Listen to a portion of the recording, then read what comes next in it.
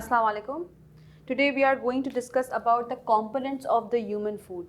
In my last videos we have discussed about the details of the nutrition of the plants, that how plants fulfill their needs by the help of the fertilizers. ठीक है, पिछली video में हमने बहुत ही detail में इसको discuss कर चुके हैं कि प्लांट्स को कौन कौन से मिनरल्स रिक्वायर्ड थे, कौन कौन से माइक्रो न्यूट्रिएंट्स से, कौन कौन से मैक्रो न्यूट्रिएंट्स से, एंड नाइट्रोजन एंड मैग्नीशियम को हमने बहुत ही डिटेल में डिस्कस किया. तो ये it was all about the plant requirement. आज हम डिस्कस करेंगे ह्यूमन फूड के बारे में कि वाई और you can say the components of the human food, कि कौन कौन से कंपोनेंट्स होते हैं ह्यूमन फूड के. But before coming on that topic you must have an idea about the holozoic mode of nutrition. अगर आपको याद हो तो हमने डिस्कस किया था मेरी फर्स्ट वीडियो में कि autotrophs and heterotrophs. Autotrophs it means the self production of the food, यानी जो खुद खाना बना रहे हैं, खुद सेल्फ फूड बना रहे हैं. These are the autotrophs. इसकी एग्जाम्पल क्या है? Plants, because they are the producers, they make their own food by the help of the photosynthesis. लेकिन हमने डिस्कस किया जब हेटेरोट्रॉफ्स के बारे में, it means the hetero term says other. It means they are the consumers, they are dependent on the others and for the purpose of the food. ठीक है, यानी अपना खाना वो खुद नहीं बना सकते, उनके पास क्लोरोफिल प्रेजेंट नहीं होता है और वो जो है वो दूसरों पे डिपेंडेंट होते हैं और वो अपना फूड जो है दूसरों से कंज्यूम कर रहे होते हैं, दूसरों से जो है वो दूसरों पे फीड ऑन कर रहे होते हैं. ठीक है, अब उसके अंदर हमने कुछ टर्म्स डिस्कस की थी, कुछ और types of the mode of nutrition हमने डिस्कस किए थे, जिसमें एक वन ऑफ द था holozoic mode of nutrition. Alright, what is holozoic?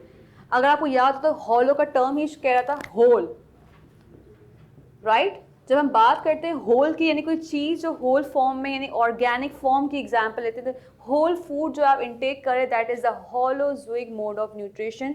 यानी इसकी जो बेस्ट एग्जांपल है वो ह्यूमंस की आ जाती है कि वो पूरा जो एक फूड है वो इंटेक कर रहे हैं और वो अंदर जाके प्रोसेस के थ्रू जो है वो डाइजेशन होकर वो उसको न्यूट्रिएंट्स को जो है एसिमुलेट करके इनकॉर्पोरेट होता है टिश्यूज़ में और फिर वहाँ से उनको न्यूट्रिएंट्स मिल रहे होते हैं.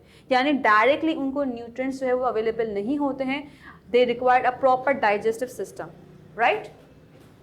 Alright, तो यहाँ पर हमने कॉन्सेप्ट डिस्कस किया कि एनिमल्स को, जिसमें ह्यूमंस की एग्जांपल है, ह्यूमंस को हमने होलोजोइक मोड ऑफ न्यूट्रिशन कहा है कि वो कंप्लीट होल फूड को इंटेक करके आफ्टर डाइजेशन जो है वो न्यूट्रिएंट्स को इंटेक कर रहे होते हैं.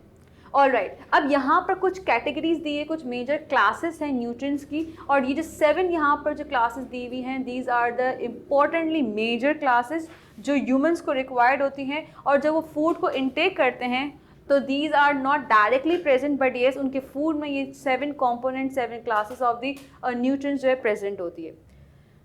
First one is the carbohydrate, second one is the protein, third one is the fats.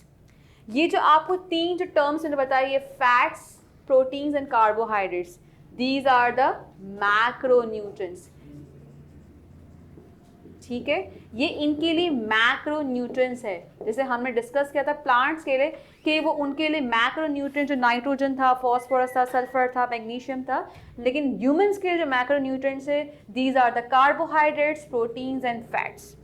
And other than these minerals, vitamins, water and fibre, ये जो रिमेनिंग 4 हैं आउट ऑफ द 7, ये जो है वो उनके लिए क्या है? माइक्रो न्यूट्रिएंट्स है.